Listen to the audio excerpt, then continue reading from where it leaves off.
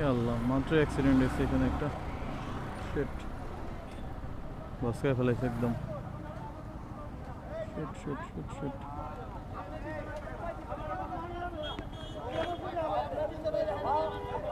একজন লাইভ করতেছে, ভাই রাস্তা ছেড়ে দেন।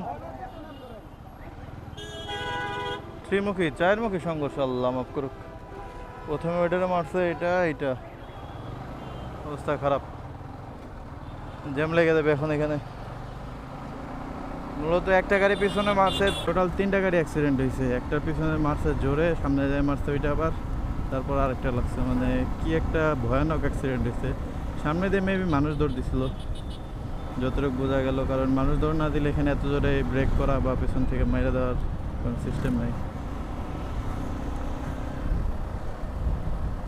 অবস্থা খারাপ করে ফেলছে একদম।